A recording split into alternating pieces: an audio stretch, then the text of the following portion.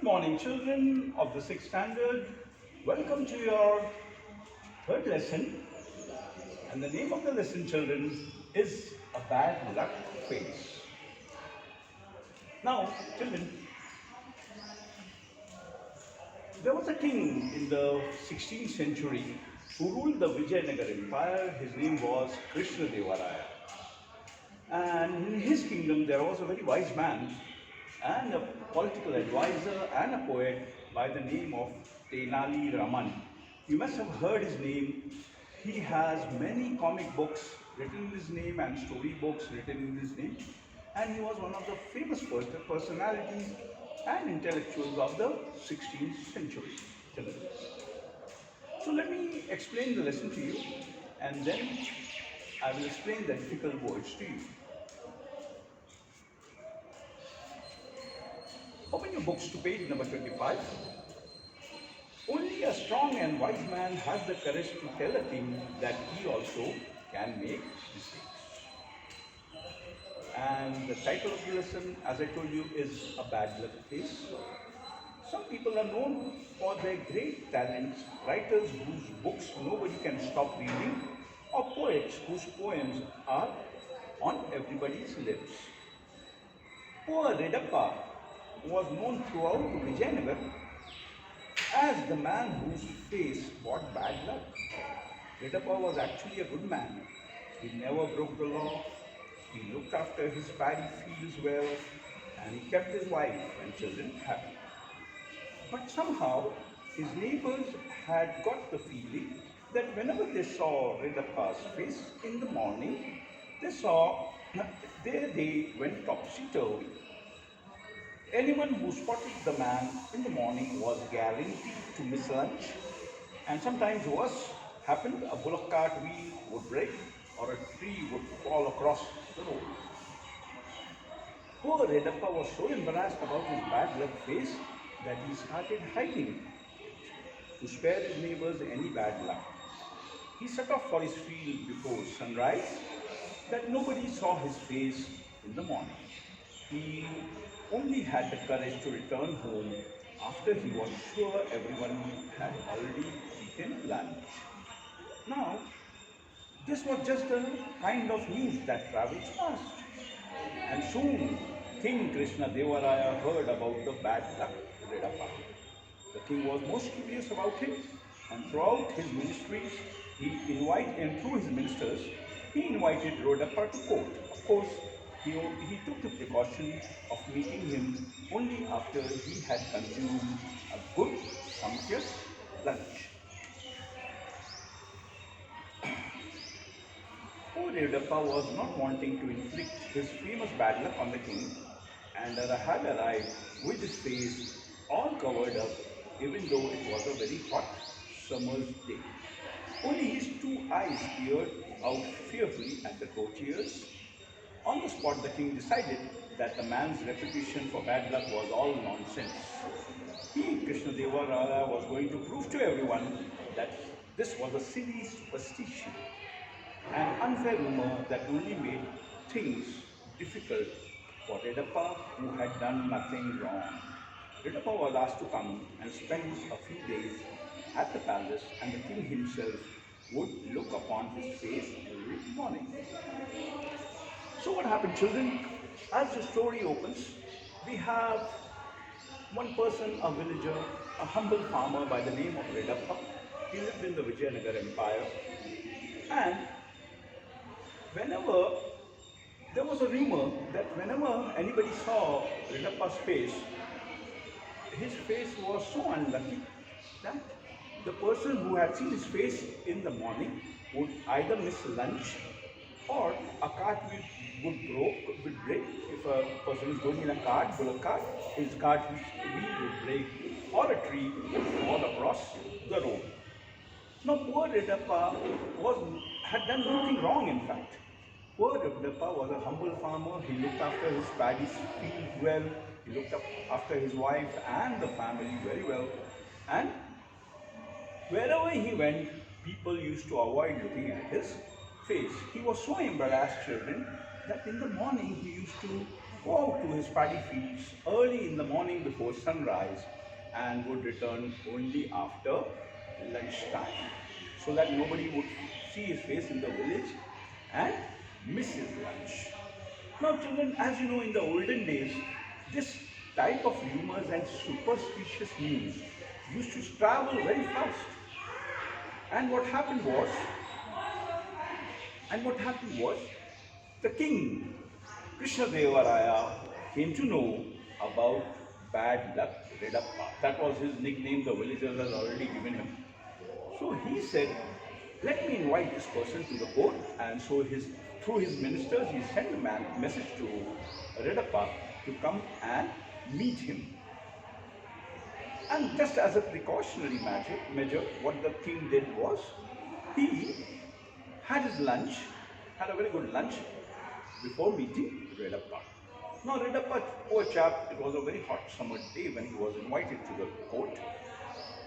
So he covered his face and only his eyes peered through that wheel, like a wheel, a cloth which you wear.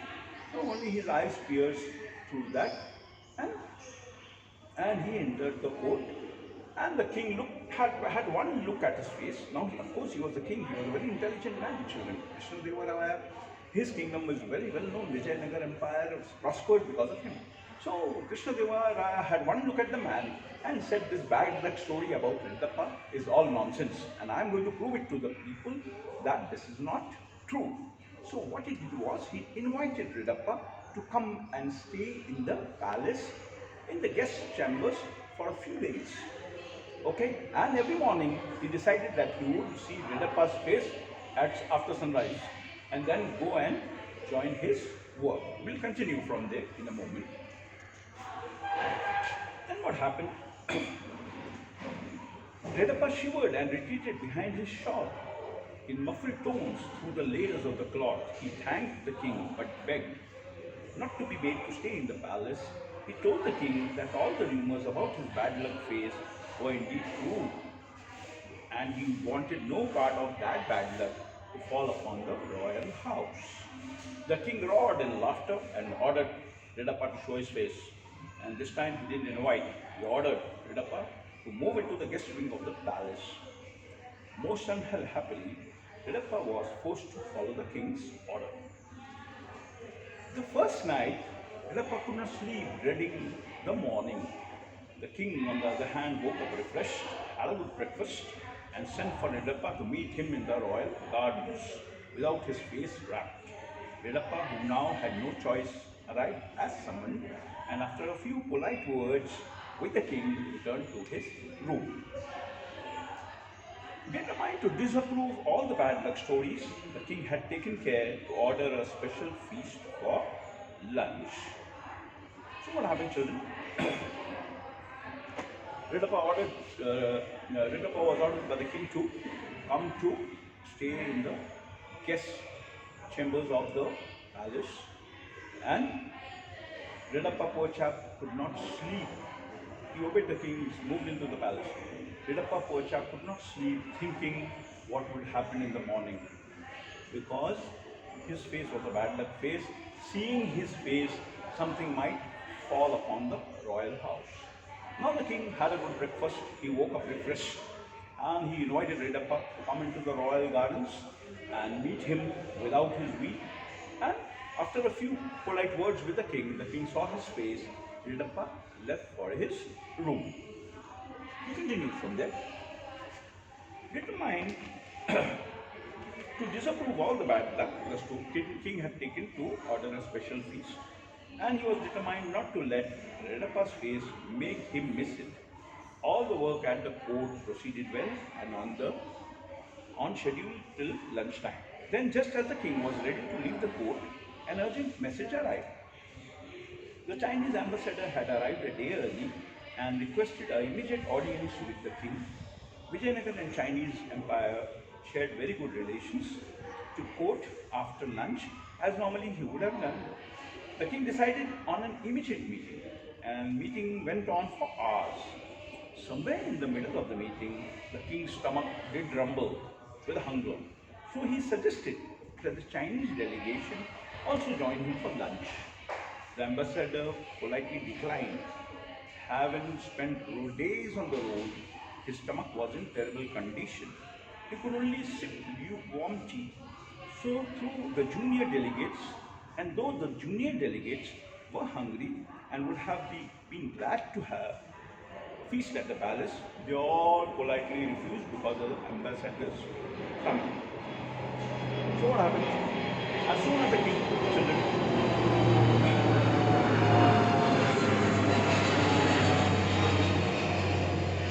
As soon as the king children finished the matters of his court, now the matters of the court, they are very lengthy from morning till the afternoon. The matters of the court were stretched, and he finished his court well in time for lunch and was eager to have the delicacies or the good food which had been cooked that day by the cooks, the royal cooks.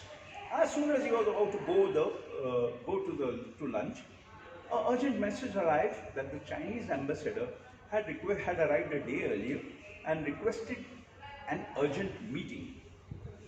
So the king thought, why not go ahead and meet him, finish it, and then go ahead and have lunch.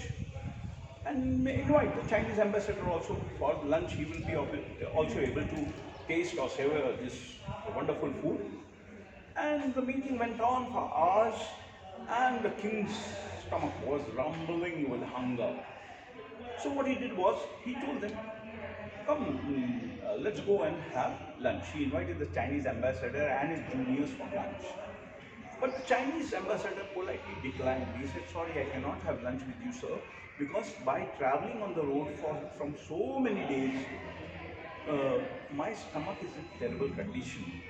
So I am just going to sip lukewarm tea. Now, because the ambassador is going to have lukewarm tea, his juniors, will they go ahead and join the king for lunch? No, no. So everybody politely refused, the whole delegation refused. So we cannot have lunch with you because you are so and so condition. Then what happened, children? The meeting dragged on and on. Normally the king was very patient, but with his empty stomach and thought of the special meal he had ordered being cold, he became rather irritable. Finally, the Chinese delegates left at almost 5 o'clock in the evening. As the ravenous king rushed to his private chambers, he saw Redappa strolling under the trees of the orchard. The sight of the poor man made him furious. Yes, it is true. Seeing Redappa's face in the morning had ruined his lunch. When the king reached the dining hall, he found that all the special food he had ordered had been disposed of. The rule of the palace kitchen was that the king could eat only freshly cooked food. The kingdom could not afford the king getting sick or ill eating stale food. Remember, there were no fridges in those days. The cooks were laying out new dishes which were fresh all right, but not the special delicacies that the king had hoped for. This got him into a worse mood. So what happened, children?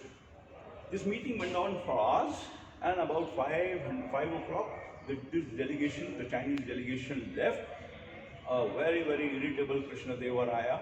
So what he did, just when the meeting got over, he rushed to the kitchen only to find that the special food which he had ordered to be cooked had been disposed of by the cooks, because it was the rule of the palace that the king would not eat stale food, and because that would affect his health, and they could not afford the king to be falling sick. As he was coming back from the kitchen in a very furious mood, he saw Redappa strolling in the fields, and then he thought, oh, this man is really bad luck. He has really got bad luck. That is why I had to miss my lunch. So he rushed back to the kitchen. Now the cook prepared some other delicacies, fresh ones, which the king ate, but they were not of that type which the king had ordered for lunch.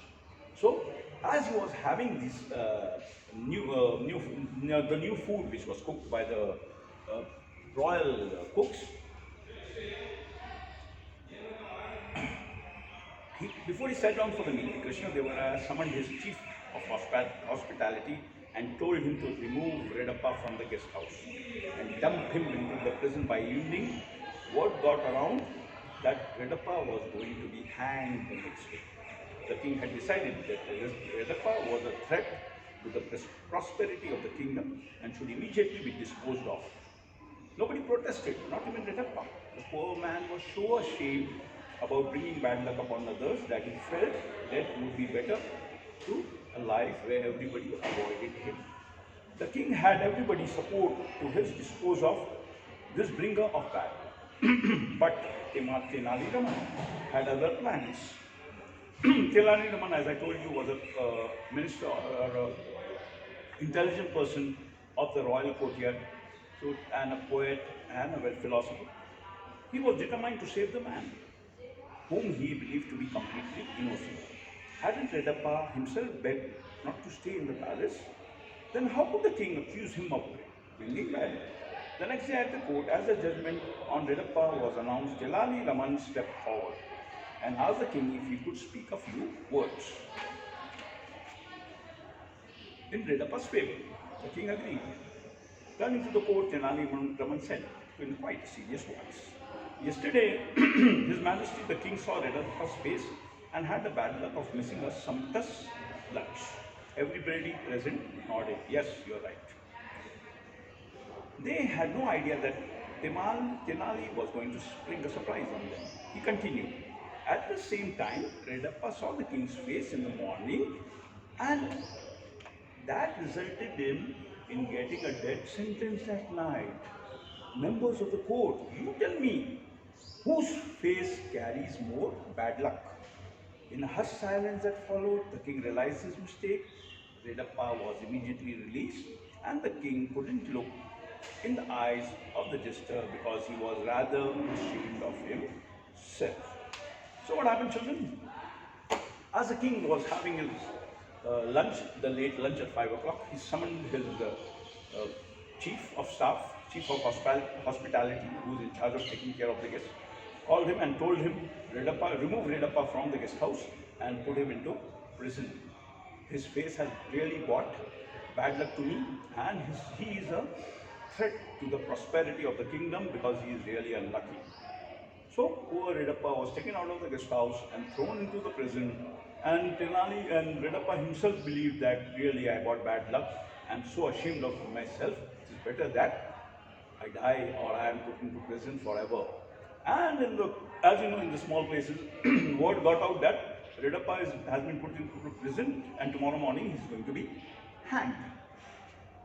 So what happened? Everybody agreed, yes, Redappa should be given this punishment, except Tenali Raman, the philosopher in the king's court, or the court jester as they called him that time. Jester, because he used to crack jokes and he used to convey his message through jokes sometimes. So what happened? Everybody was in the court next day. So the king said, Tenali, you, because of this Redappa, because of you, you have brought bad luck to the kingdom. Because of you, I missed my lunch, and you are a threat to the prosperity of the kingdom. So it is better that I go ahead and hang you. Everybody in the courtyard agreed. Yes, the punishment is right, all except Tenali Raman. Tenali Raman said, "Can I speak a few words, sir, in this man's favor?" The king said, "Okay, let's give him a chance." So Tenali said, "Sir, you are right when you said that Tenali Raman, that poor fellow didn't even want your hospitality. You forced him to stay in your guest chambers and in your royal palace. Okay? Now, when you saw his face in the morning, you missed afternoon lunch. But what about Tenali's side of the story? Tenali also had seen your face in the morning. So, in the morning, he was your royal guest. And in the evening, what happened after seeing your face? He has got a death sentence. So you tell me whose face carries more bad luck?" The whole courtyard was shocked. They said, "Oh, you tell me whose face carries more bad luck? Whether Redappa's or the King Krishnadeva Raya's?" The king was really embarrassed at this, and he realized his mistake.